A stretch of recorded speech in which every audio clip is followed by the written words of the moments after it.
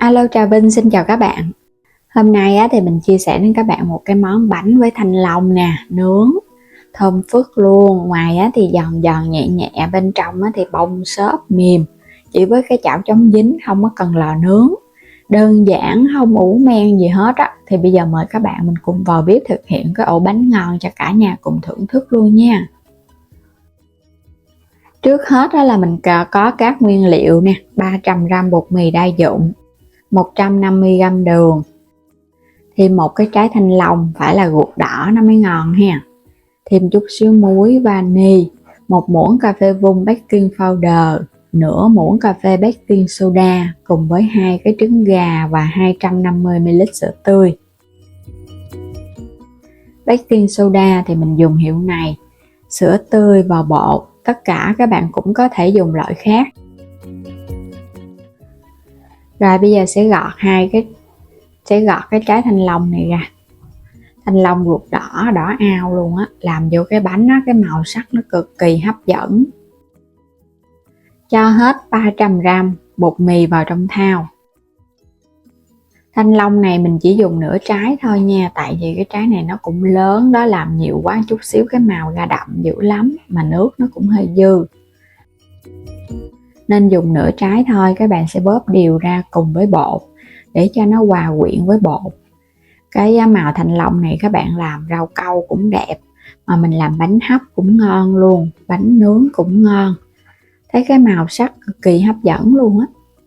Thay vì mình làm lá cẩm, nhưng mà mình làm cái thanh long này đi, nó vừa có trái cây mà vừa có màu sắc đẹp. Bóp xong thì mình thấy phần bột nó tơi rời ra cùng với thanh long, vậy là được rồi nè. Quay qua bên đây thì mình đập 2 cái trứng gà, 2 cái trứng lớn nha, cho cái bột của mình nó ngon. Nếu mà trứng gà thường á, loại nhỏ thì dùng 3 cái. Rồi sẽ khuấy đều lên cho nó tan ra trước một cái ha. Có trứng nhưng mà mình không có cần phải đánh bông gì hết á. Cứ cho hết vào trong cái thau bột luôn.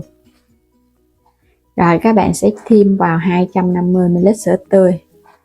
Cũng cho hết vào một lần. Trộn đều tất cả lên. Phần bánh này á, thì đừng có làm lỏng quá, bột nó sẽ hơi đặc đặc á, thì bánh của mình nó mới dễ nở, nó sẽ xốp hơn. Thêm vào đường luôn, 150g đường, nếu các bạn thích ít ngọt á, thì giảm đường lại, còn thích ngọt vừa vừa giống như mình thì dùng luôn 150g. Thì cái bánh này nó cũng sẽ có độ ngọt vừa ăn, không có quá ngọt nhiều đâu. Cứ bóp ra cho nó đều để đường nó tan. Cho nó tan xong thì mình sẽ thêm muối và vani vô sau cùng ha. Cuối cùng nữa là một muỗng cà phê dung, 5g baking powder và 2g baking soda.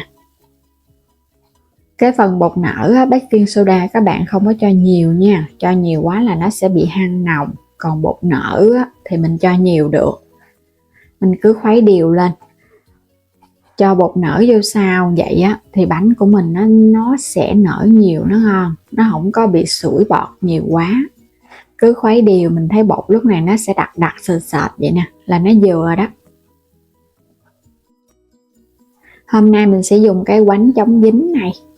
Cái quánh này á tiện lợi, nó có độ dày nhiều, nó không có dễ bị khét, mà nó có cái lớp chống dính ở bên trong nữa luôn. Các bạn có thể bấm rau trái mua ủng hộ mình ha. Thêm vào một ít bơ thực vật để quét xung quanh cái chảo. Bắt lên trên bếp làm nóng cái chảo. Rồi bây giờ mình sẽ góc bột vô. Cái lượng bánh này là mình chia ra được 2 lần á. Với cái chảo này nó cũng nhỏ, cho nên là mình chia ra làm 2 ổ bánh. Còn mà các bạn thích cái chảo lớn hơn á, thì mình làm một ổ luôn cũng được. Đậy nắp lại, nhớ để lửa thiệt là nhỏ ha. Rồi cái mình xoay cái chảo vòng vòng á, cho bánh nó chín đều. Bánh mình nướng hồi nãy giờ mình thấy bắt đầu cái lớp mặt nó khô lại rồi nè. Mình sẽ kiểm tra thử ha. Nhưng mà ở giữa nó còn một nước. Xung quanh nó thì nó khô rồi. Bánh xốp ngon quá chừng luôn. Mình sẽ kiểm tra bên dưới nha. Tại vì cái ổ bánh mình làm cũng hơi dày nè. Nếu mà các bạn không kiểm tra là nó dễ bị khét ở bên dưới lắm á. ở bên dưới xung quanh nó vàng đều luôn, nhưng mà nó có thanh long á, cho nên là các bạn không có sợ nó bị khét đâu nha. Cái màu nó sẽ hơi đậm hơn chút xíu chứ không phải là nó khét đâu. Cái thanh long mà mình nướng lên nên cái màu nó đậm vậy đó. Nướng thêm một mặt ở trên. Vậy là đã có được một ổ bánh ra lò rồi nè. Hai mặt vàng đều thơm phức luôn. Bánh phải nướng hơi vàng vàng chút nó mới ngon nha. Rồi mình sẽ cho tiếp cái ổ bánh thứ hai vô cho hết bột luôn. Cũng đậy nắp để lửa thiệt là nhỏ, nướng chín đều.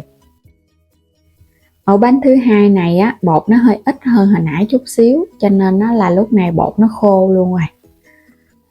Ở dưới nó cũng vàng đều rồi đó.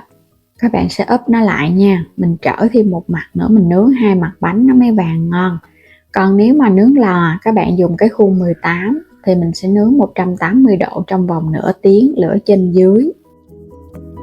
Hai cái bánh đã sẵn sàng rồi, thơm phức luôn, vàng quá trời hấp dẫn. Mình sẽ cho tiếp nó ra luôn ha. Cái bánh thứ hai này á, mình thấy nướng nó đẹp hơn cái đầu tiên chút xíu, là do cái chảo thứ hai lửa nó đều hơn. Ngon quá chừng các bạn ha, giống y như cái ổ bánh bông lan vậy đó. Mình làm theo kiểu này là nó ra cái bánh bông lan nhưng mà không có cần phải đánh trứng, chỉ với bột nở siêu cuốn luôn, kết hợp thêm cái thanh long ruột đỏ nữa. Cái màu sắc bánh là hấp dẫn á, nó hòa quyện vào cái hạt thanh long nó đen đen ở bên trong á, các bạn nhìn nó hấp dẫn lắm, nó giống như là cái mè đen rải rác ở bên trong phần bột vậy đó. Thanh long đỏ nó cũng còn hơi hơi chút chút ửng ửng ở bên trong nè. Ổ bánh siêu mềm siêu xốp, cầm lên nó nhẹ tê nè, mà thơm lắm, không hề bị tanh mùi trứng đâu. Mình đã khử ở trong đây á, là một ống vani rồi, còn thêm bơ khi mà nướng nữa. Đây, bánh siêu xốp luôn. Công thức này nếu mà các bạn không thích nướng thì mình cho vào cái khuôn nhỏ nhỏ mình hấp lên cũng ngon luôn nha. Nhớ là phải quét bơ nó mới ngon. Cầm lên là mình thấy nó mềm lắm. Bánh này các bạn ăn 2-3 ngày cũng ngon, nó không cứng gì đâu. Mềm thơm và ngọt đậm đà, không bị quá gắt mà cũng không quá nhạt. Ăn cái bánh đó mà nó xốp xốp mềm mềm vậy nó mới ngon, chứ các bạn bẻ ra mà cái bánh nó chay ngắt á, là do bột nở nó không có hoạt động á, nên bánh không thành công. Và bây giờ cảm ơn các bạn đã luôn theo dõi ủng hộ kênh mình nha, vui lòng đăng ký ủng hộ mình và bấm vào góc trái video á, xem sản phẩm lựa chọn mua ủng hộ mình với ha. Xin chào tạm biệt, hẹn gặp lại các bạn ở những video tiếp theo.